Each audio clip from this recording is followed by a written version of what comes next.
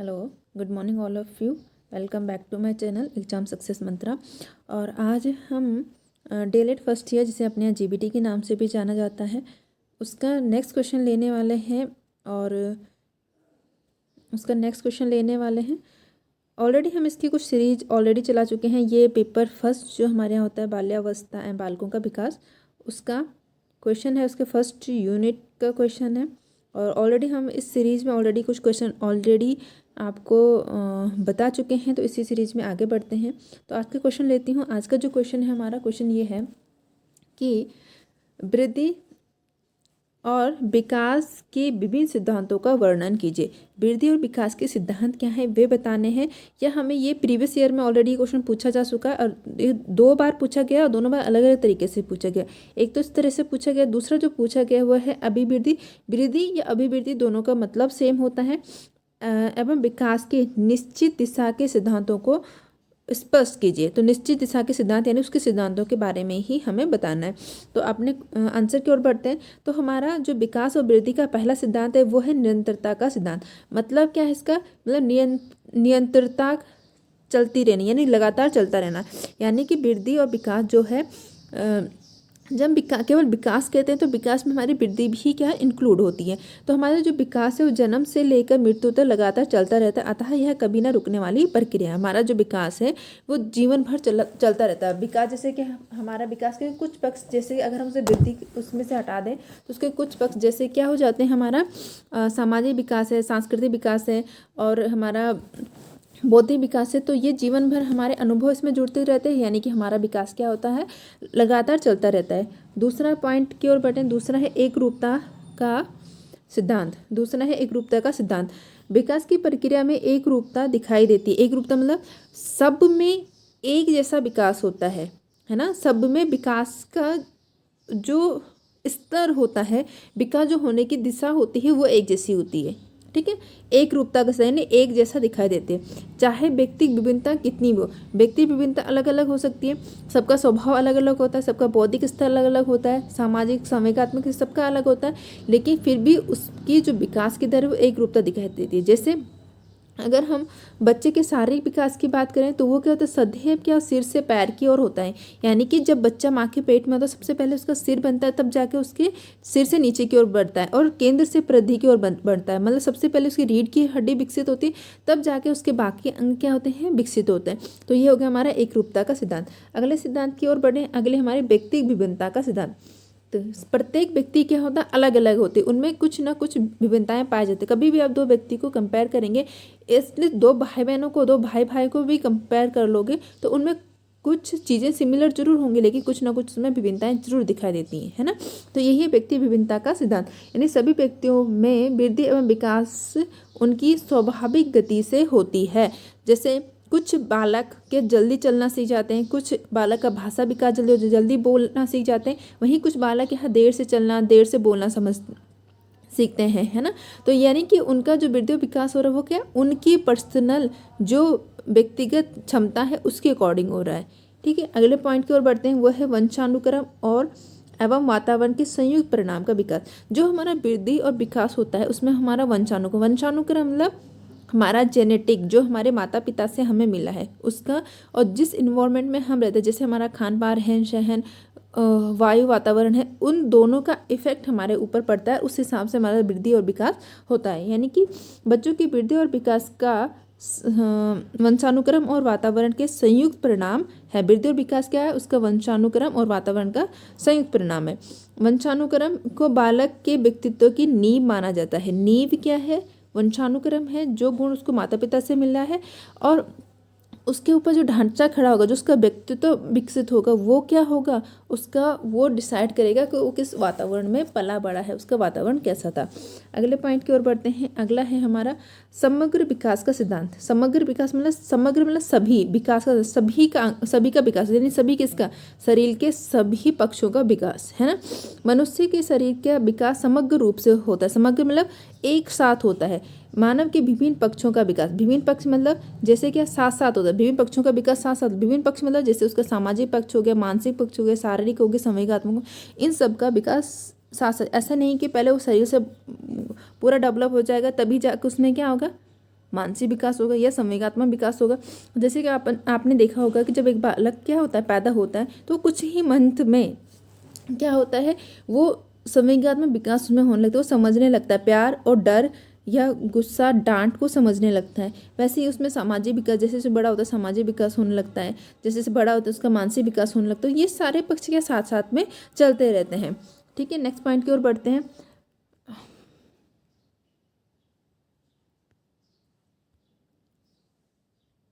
एक मिनट।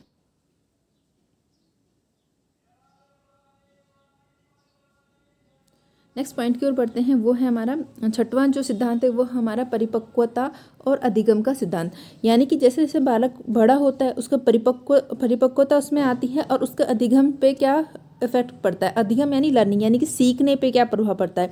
तो परिपक्वता आने पे क्या होता है, परिपक्वता जो होता है वो वृद्धि और विकास को प्रभावित करती है। यानी जैसे जैसे वृद्धि और विकास होती है, या हम ऐसे भी कह सकते हैं कि जैसे जैसे वृद्धि और विकास होती है वैसे वैसे परिपक्वता आती है और उसका इफेक्ट हमारे वृद्धि और विकास पे पड़ता है। और ये प्रभावित हुई जो वृद्धि और विकास होती है वो सीखने की प्रक्रिया को भी प्रभावित करती है। यानी कि बालक जैसे जैसे परिपक्व होता है, मेच्योर होता है, तो किसी चीज़ को सीखने में ज़्यादा सक्षम हो जाता है, वो चीज़ों को आसानी से सीखने लगता है। वही अगर ऐसे समझिए जैसे कि एक छोटा बच्चा है, माना 1 साल का, और उसे तुम 1 2 सिखाने बैठोगे तो वो नहीं सीख पाएगा। वहीं अगर बच्चा क्या है 2.5 से 3 साल का, उसे तुम 1 2 या ABCD सिखाना चाहोगे तो वो क्या आसानी सीख जाएगा। इसका मतलब क्या है, अब उसमें उतनी परिपक्वता, समय के साथ इंसान हमेशा परिपक्व होता है, उसमें उतनी परिपक्वता आ गई है, तो अब वो चीज़ों को आसानी से सीख पा रहा है मतलब उसमें अधिगम आसानी से हो पा रहा है। अगले पॉइंट की ओर बढ़ते हैं, विकास की दिशा का सिद्धांत। कि विकास किस दिशा में होता है। विकास चाहे वो किसी भी देश के बच्चे हों, चाहे वो किसी का भी बच्चा हो, हमेशा एक निश्चित दिशा में ही होता है। जैसे सिर से पैर की ओर होना, रीढ़ की हड्डी से बाहर की ओर होना। पहले सिर बनता है, फिर पैर बनता है। पहले रीढ़ की हड्डी पूरी विकसित होती, तब जाके जो हमारे जो परिधि के बाकी हड्डियां होती हैं, बाकी अंग होते हैं, वो विकसित होते हैं। ठीक है, स्वरूप के पश्चात क्रिया। स्वरूप के पश्चात मतलब पहले स्वरूप बनता है, यानी पहले अंग बनेगा, उसका रूप बनेगा, उसके पश्चात उस अंग का जो काम होगा वो होगा। यानी कि सर्वप्रथम शरीर के विभिन्न अंग विकसित होते हैं, अलग अलग अंग बने, हाथ पाँव सिर हमारा सब बन चुका होता है।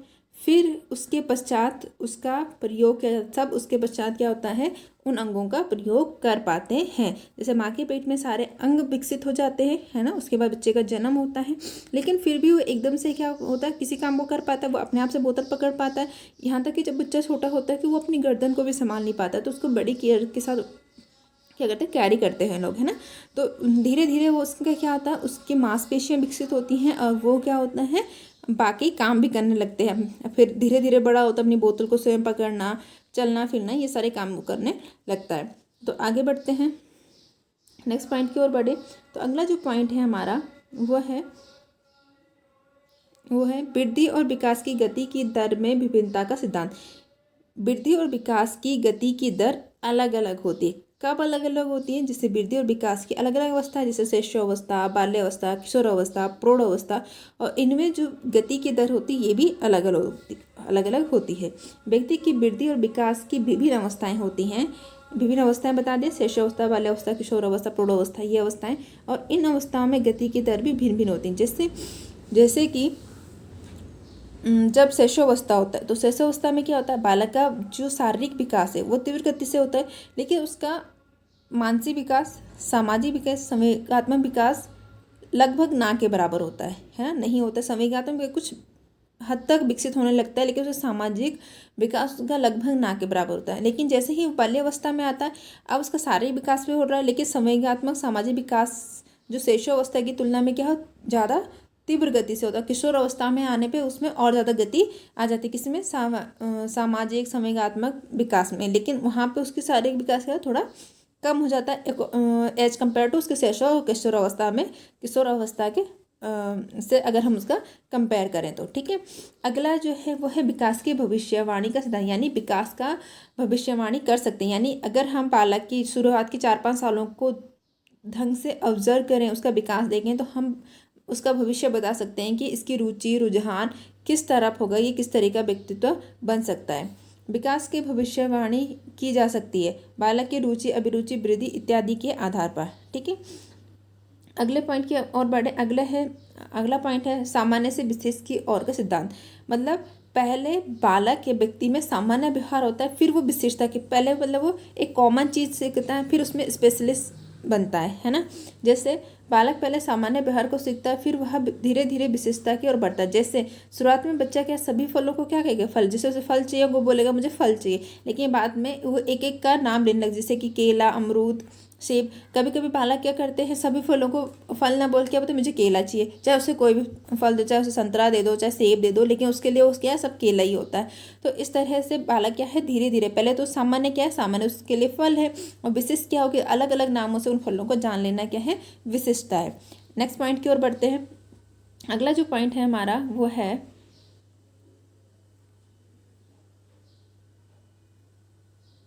ठीक है, नेक्स्ट पॉइंट की ओर बढ़ते हैं, वो है एकीकरण का सिद्धांत। मतलब एक एक करके विकसित होना। एकीकरण मतलब एकीकृत करके विकसित होना। पहले पहले बच्चे संपूर्ण अंग को और फिर विशिष्ट भागों का प्रयोग कर एकीकृत करना। यानी कि पहले संपूर्ण अंग को, जैसे कि आपने देखा होगा जब बच्चे पैदा होते हैं, जब वो रोते हैं तो वो अपने हाथ और पाँव दोनों हिलाते हैं रोते समय, है ना। अगर उन्हें कोई चीज़ लेना होगा उससे पूरा हाथ मारते हैं उसमें, लेकिन धीरे धीरे क्या होता है उनमें कंट्रोल आ जाता है। अगर उसको कोई काम उंगलियों से हो रहा होगा तो उंगली से ही करना सीख जाते हैं। यानी कि उनमें क्या होता है, वो संपूर्ण अंग, उनमें क्या एकीकृत का गुण पाया जाता है।